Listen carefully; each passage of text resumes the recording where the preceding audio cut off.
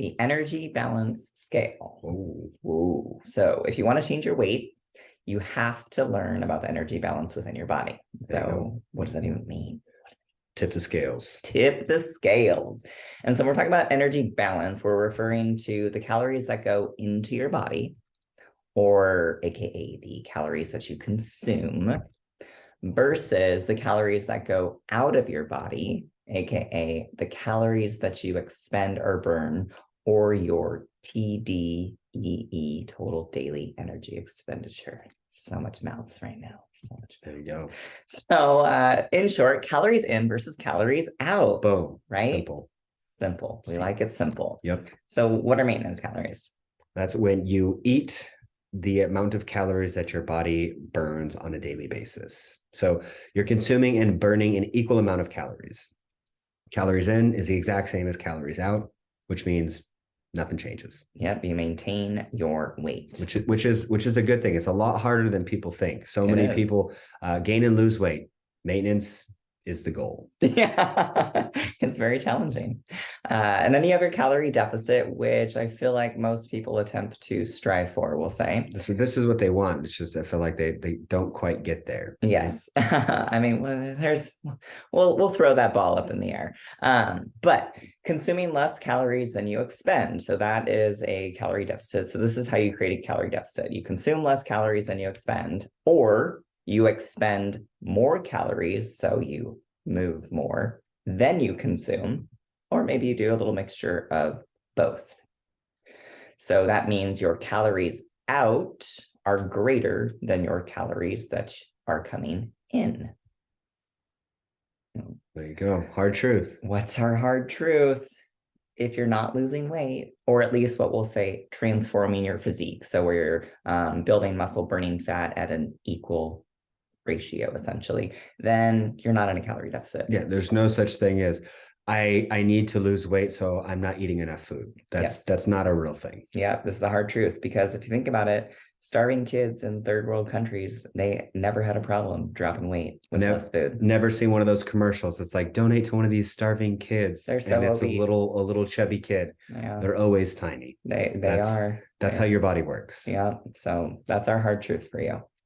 All right, so let's talk about these calorie surpluses, which a lot of us do. They do. Yep. And it happens through consuming more calories than you expend, expending less or moving less calories than you consume, or a mixture of both.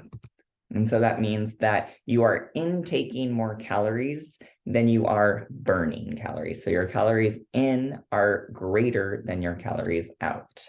Which means you gain weight. Going up. Up and up and up. And so the easiest and most time-effective way to tip the energy balance scale is food. Changing your nutrition. That's right. It is food. Yep. It's true. It's changing your nutrition. Like that's the simplest thing that you can do. Now, it's not necessarily, we'll say, like, it is easy, but it's a skill that takes time to learn how to do, right? Yep. But taking one less bite is a lot easier than trying to work off that bite or change everything that happens afterwards. This is true. And so you can see this is, as we have mentioned multiple times, calorie trackers are very inaccurate. And so this is just a little idea sample, but basically it's like, oh, I had a soft drink, it's 138 calories. Well, you better walk for 26 minutes or run for 13 minutes. Now, these are all approximations. We don't recommend like, this is how many calorie burns and this is what I burned off. No, but just to give you an idea, like it takes time to move. For sure. And I don't know what soft drink at 16 ounces. 16 ounces too. Like that's like 150 calories or something. Yeah. So I don't know. This is a lower calorie one. But if you like soda, just have a 0 calorie one. Then you don't necessarily have to go for a walk. You could just enjoy it. Exactly. We do practice or preach walking though. Yes. But needless to say, a lot of times it's a lot easier to change what it is that you're putting in your mouth than it is to move more for most people, even though they tend to do the opposite. And so exercise activity, or that EA, outside of walking, which is known as NEAT, is a poor tool for losing weight.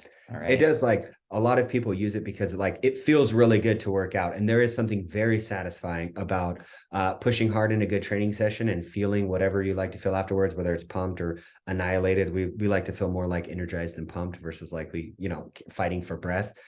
And that's why I think most people gravitate towards it, because you get that instant hit of like, oh, I did something really good. But the reality is, like, making different food choices is going to get you so much further, so much faster. Yep, exactly. So like exercise, like we said, it is great for your health, for building muscle. And yes, there is cardio that is beneficial and a tool on your tool belt for certain phases and periods and whatnot. But in general, poor tool, poor tool. All right, so use exercise activity to change your physique. So to build that muscle and to maintain your muscle. Okay. Yes. And because you enjoy it. Yep, exactly. Weight loss is not the same as fat loss. Loss is not a loss. Yeah, it is not the same. And so when we're talking about weight loss, it refers to the total weight loss from either water, fat, muscle, anything. But wait, there's more. No. Gosh, my husband, I love him. Fat loss refers to the amount of fat loss. See, no more, just fat. That's it. This is just fat. And so That's the goal with transforming your physique would be to retain and build muscle. Boom. While reducing body fat to optimal levels. Let that soak in. Yeah, jacked and tan. So as a friendly reminder, when it comes to your weight, the best weight is the one where you feel good, look good, function optimally, and enjoy life on your terms. And so like that's going to look different phases of your life, right? Weight will fluctuate as priorities change, life change, you gain or muscle changes, age, all of those fun things. And what looks and feels really good at one chapter in your life may not be the same in another chapter. So like realize that, acknowledge that for yourself. It's like, all right, cool. This is my new goal. And this is what's important for me to be able to look and feel my best and enjoy life. Yeah. And so like we're mentioning, like it's probably going to look different than you think. So you might have this particular weight in mind that you want to get to, but it's probably going to be very different because maybe what you were in high school is not how you want to necessarily look, even though you think you do. Or and I feel like most of the time when there's like a number goal attached to something, it's like, oh, I want to weigh this much. It's because people assume how they're going to look and feel at that weight. So it's not necessarily the weight, it's actually the look and feel and performance that they're after. And so like being aware throughout your journey and realizing, oh, this is actually where I feel and look my best.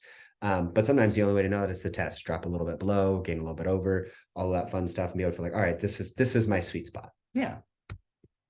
And so the scale is one tool in your tool belt. We have lots of different tools. Yeah. But like this Batman. is true. Or Tool Time. Anybody seen Tool Time?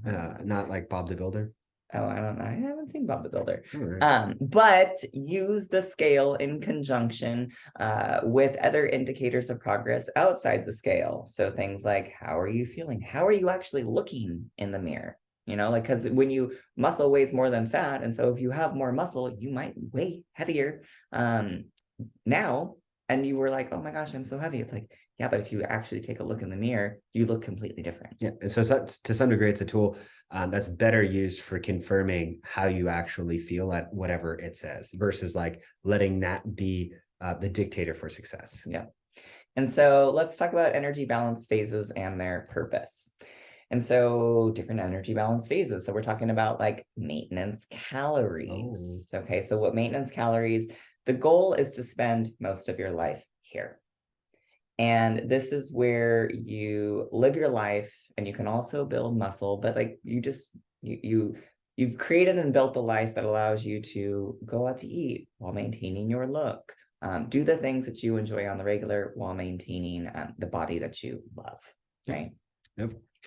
And then you have your calorie deficit. And so calorie deficits are used in phases to help shred excess fat.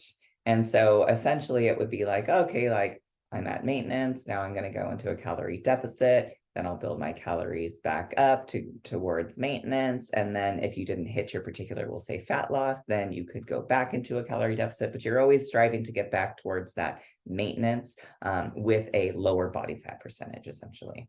And so typically calorie deficits, it's going to vary in regards to how long you're able to stick to a plan, how much fat you have to lose. There's a lot of different variables when it comes to that. But it's also good to cycle through it because like you said, maintenance is the goal, and there's no point in being in a 52-week dieting cycle if you get to the bottom and then you can't maintain it. And so kind of resetting every so often where it's like, all right, cool, let's test to see if I can actually maintain this weight, and then diving a little bit deeper. If you have a significant amount of weight to lose, that's going to be the approach that's going to make for the greatest long-term successes. Pushing to a new weight, making sure that this is a weight that you're comfortable maintaining, and then making progress past that. So it's almost like a stair step into the life that you want. And then we'll say myth busted. Oh, this is there's different types of people that can do this. We're not going to go into this in this presentation. But yes, you can build muscle in a calorie deficit. It is hard, but it is possible. And there are different people that can do it. And also, like, I think that there's a lot of stuff out there. People get all distracted by like, oh, this works for this or this works for that. And a lot of people look at, we'll say, fitness professionals or bodybuilders, and they see extreme dieting and extreme surpluses in order to be able to get something. The average person, like, you don't ever need to put yourself into a surplus. The reality is, if you want, you can shed a little bit of fat and then maintain that result. You shouldn't have to go through cycles every year of, this is my cutting phase, this is my bulking phase. Like, the goal should be able to maintain and make steady progress in a positive direction for the rest of your life. Yeah. And so calorie surplus, speaking of that, so used in phases to build muscle. So like we said, like, you can build muscle in a maintenance while eating maintenance calories.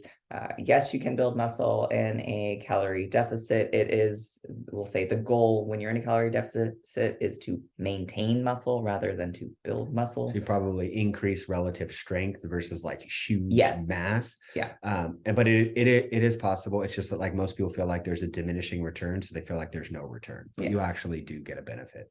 And so, like, in a calorie surplus, typically these will last for 6 to 12 months. And we're talking calorie surplus. We're not talking like, you're not going hard, gorging calories. We're talking, and the calorie surplus is also going to depend on your current body fat percentage. And so, like, if you still have body fat to lose, you could be in maintenance calories and still build muscle, because there is energy to pull from. Yeah. And you can be at, we'll say, the top level of your maintenance calories, or the higher level, or that slight surplus, we'll say, to make it just a little easier to build muscle. But you got money in the bank, so no need to push it. Yes, exactly. All right. So in conclusion, in order to change your weight, you must tip the energy balance scale. And so you can do this by changing your intake, changing your activity, doing a combination of both. And the most simplest, easiest way to tip the scale is usually changing your nutrition. Food. Yeah, changing that food. And then use exercise activity to reshape your physique, to build and maintain muscle and to progress in those factors. And then the best weight is the one where you feel good, look good, and enjoy life. And it's going to vary in different stages of your life. This weight will vary. But if you have questions, be sure to submit them, because we're here to help.